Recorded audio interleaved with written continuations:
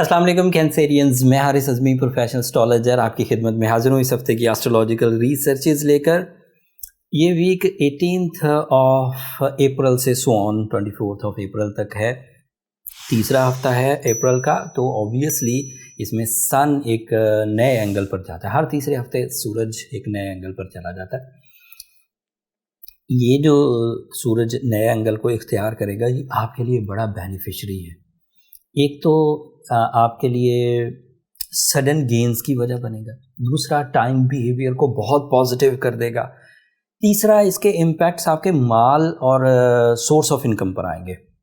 जो रिजर्व्स हैं उनके इन्हांसमेंट के लिए कोई ना कोई सोर्स बनेगा, big profits and source of income जो है, जैसे जॉब, जैसे कोई अपॉर्चुनिटी, जैसे इंक्रीमेंट्स, जैसे किसी तरह की कोई new business deal, these are the possibility.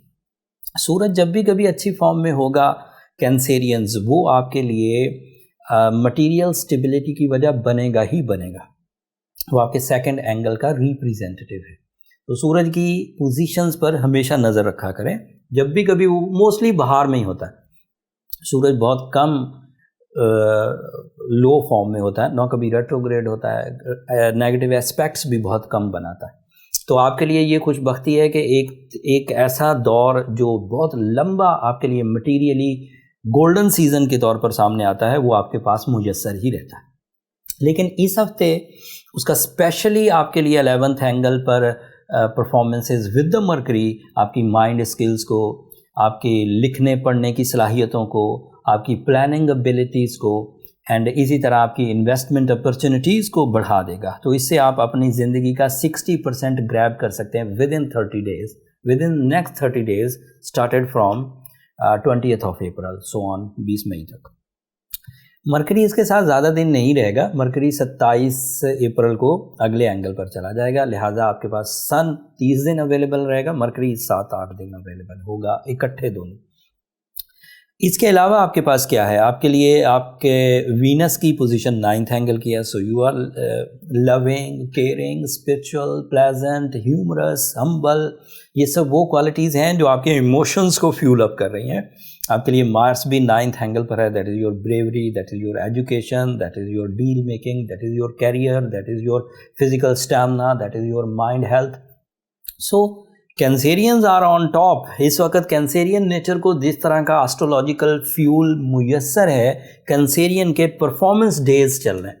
अगर किसी कैंसेरियन को प्रॉपर फोरम मुयस्सर है, प्रॉपर प्लान्स मुयस्सर है, प्रॉपर रिसोर्सेज मुयस्सर हैं, तो इट इज़ डैम श्योर कि वो अपने मतलूबा हदफ पूरे कर लेगा, अपने टारगेट्स को हिट करेगा, अपने मकासद की तकमील करेंगे एंड उसी तरह की रिस्पेक्ट एंड रिवॉर्ड्स भी अर्न करेंगे। फेस वैल्यू हो, क्रिएशंस हो, अथॉरिटीज़ हो, फिज़िकल स्टैमिना हो, कंपटिशंस हो, एजुकेशनल एक्टिविटीज़ हो, इन्वेस्टमेंट्स हो, जॉब अपॉर्चुनिटीज़ हो, तो चीज़ें ज़्यादातर आपके लिए सपोर्टिव है।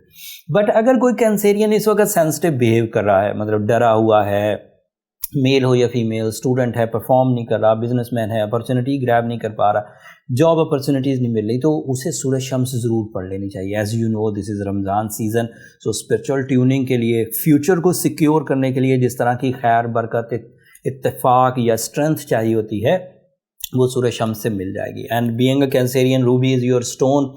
अगर 8 से 10 कैरेट पहन लिया जाए तो उससे भी काफ़ी फ्रेंडली रिस्पांस मिलेगा। That is a catalyst, that is a friendly stone जो आपके लिए स्ट्रेंथ को जनरेट करेगा।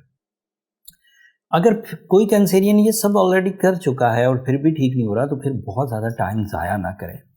इसका मतलब ये है कि फिर जनरल रेमेडीज़ आप पर काम नहीं कर रही। देयर इज़ लिटिल बिट, क्या कह सकते हैं, ज़्यादा सिवियरिटी है, ज़्यादा सख्ती है, और उसको ओवरकम करने के लिए फिर आपको अपनी पर्सनल कैलकुलेशंस की तरफ जाना चाहिए। कैंसेरियन पर्सनल कैलकुलेशन एक ऐसा डायग्नोसिस मेथड है जिससे तमाम सेंसिटिविटीज़, एस्पेक्ट्स, रेट्रोग्रेशंस, आपकी अपनी वीकनेस सब पता चल जाती हैं। फिर उसकी रिपेयरिंग्स भी हो जाती हैं, रिपेयरिंग के रेमेडीज़ पता लग जाती हैं। उसके लिए नंबर नीचे चलते रहते हैं, आप उन पर रब्ता करके अपने लिए टाइम ले सकते हैं।